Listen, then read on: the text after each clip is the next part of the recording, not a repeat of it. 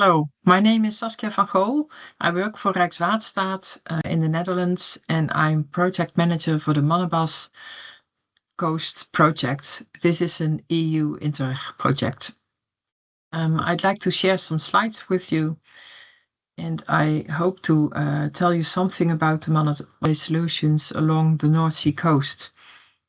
I hope you can see my slides now.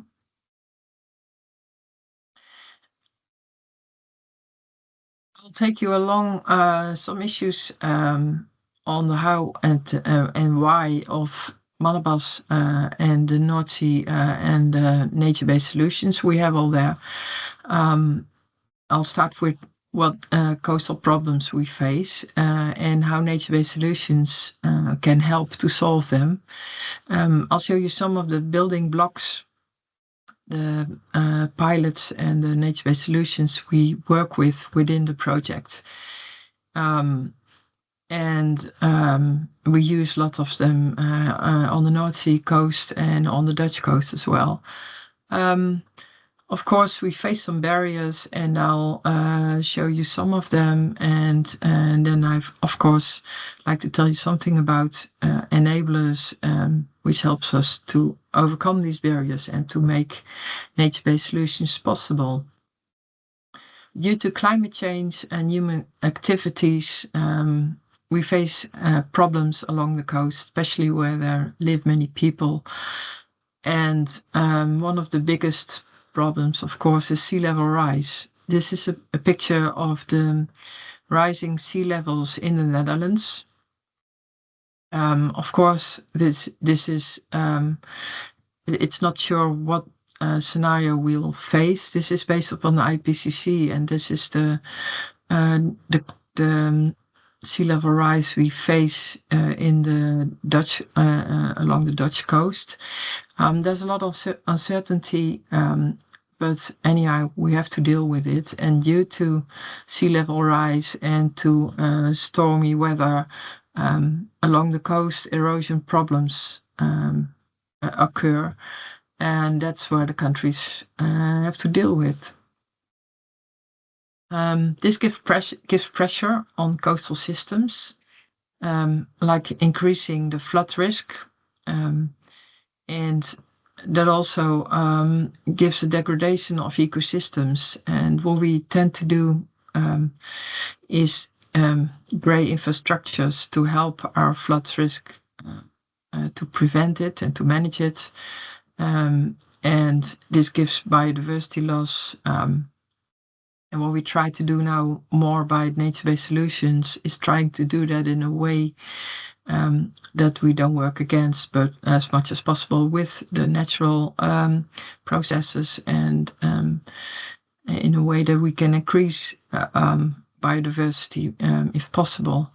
One of the other problems that are occurring through sea level rise, for example, is increase in salinity along the coast. In the EU, there have been several other projects before the Mannabas Coast projects, and they were working on nature-based solutions. They were working on strategies and ways to work more with nature, building with nature instead of working against. And this has brought the EU to the conclusion that nature-based solutions might be an important way in working along the North Sea coast to solve the problems we face there. And that's why the Mannabas project has started on top of all these projects before, because we're trying now to bring it to a wider scale of application of nature-based solutions. And we do that, for example, by making a framework and trying to help countries and governments and partners and everyone working on the coast to help it make it more mainstream. We do that based on on pilots. So we work with pilots along the coast, and we used to learn from them and to learn from each other and to find the barriers and to see how best to overcome them. In the Manabas project, we work with 6 countries along the coast, and along these coasts you find the pilots here by blue dots.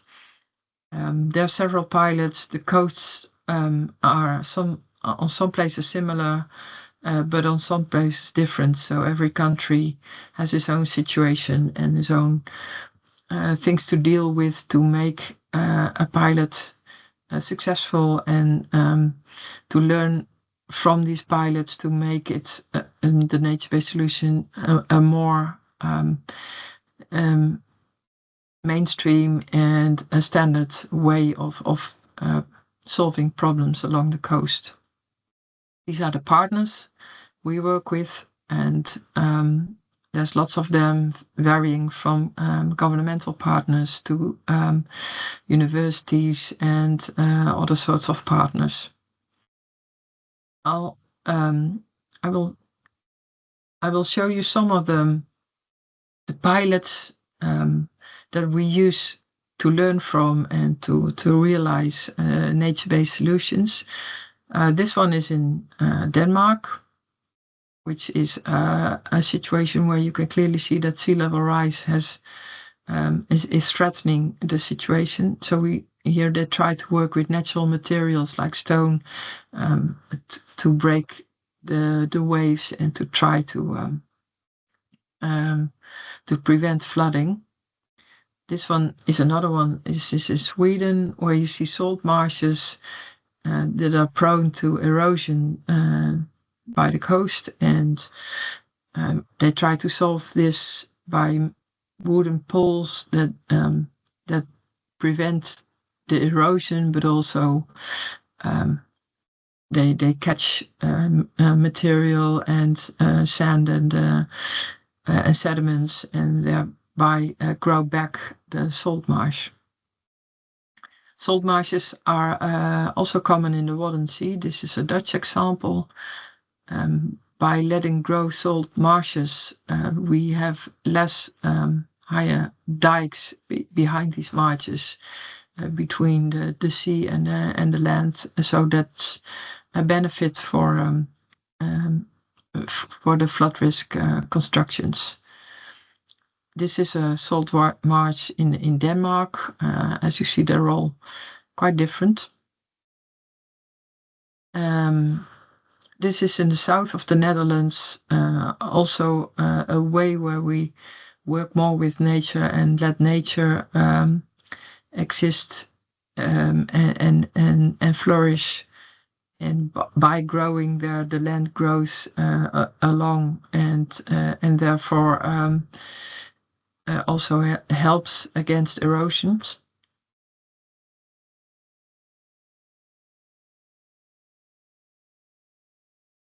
This is a sand motor. This is a way along the Dutch coast also where the sandy beach, which we have to nourish regularly, has been nourished by a large amount of sand in one time. And then that means that you have to get there only one time, and then with a very big amount, and don't have to come back every time again. And that's a benefit for nature, because then it's there's more space for nature, and the processes, natural processes, can transport the sand bit by bit along the whole coastline. And there's not so much disturbance by sand nourishment in this way of approach. This is in France, where they try to prevent erosion of the sandy coast by natural material, which prevents the sand to be eroded by the sea. This is a similar way where they use materials like plants to keep the sand in place in the Swedish coast. In Belgium, there's another way of trying with natural materials to prevent the sandy coast from erosion. This is a French situation where they try to work with all partners together to find a solution for a delta along the coast, which works a lot better than working with all partners one by one, because in this way you can make a plan for the whole area together, with benefits for nature and with benefits for a more resilient coast for flooding. And this is a way that seems to work out well in France. We have another one in the Netherlands where we have a dike, which is of course a great construction, but with a way of building blocks where nature can grow and vegetation can grow. We make the grey construction less grey, and thereby we try to have more biodiversity in the situation there. Well, this is a way, of course, working with pilots, and what we do with these pilots is try to learn from them, from the management, to make a multi-stakeholder approach, to see the technical benefits, and try to see how we best can embed them institutionally so they can become more the natural way of working. And that's what we want to achieve. The barriers we have run against in this project are many, and I'll show you a few of them. One of them is legislation. Sometimes legislation is in the way to make a nature-based solution happen. For example, in the European Union, the Natura 2000 legislation can be a barrier, while it in the same time is a way to protect nature. So we have to try to overcome that. Also, land ownership might be in the way, because landowners are not always willing to implement nature-based solutions if that's not in their interest in the short term, mostly. So that's also something we have to deal with. It might also be that a nature-based solution leads to higher costs. And of course, often a nature-based solution is a way where you try to combine a grey structure with a nature structure, and in authorities that's usually organized in silos, which doesn't help if you need the budgets to get together. Also, other interests from stakeholders or loss from stakeholders of a fear of change might be in the way to realize a nature-based solution. We try, of course, to overcome these barriers, and there are enablers which we can use, like engaged communities. That helps a lot. Like a system approach, like identifying sustainable and resilient solutions in forehand, and trying to make clear the benefits of it. In every case, you must anticipate and expect change, and that's one of the things we have to be aware of if we want to make nature-based solutions more standard in our way of treating the coast in the North Sea. I hope you have some information by this, and I hope it was interesting for you. So thank you very much for your attention.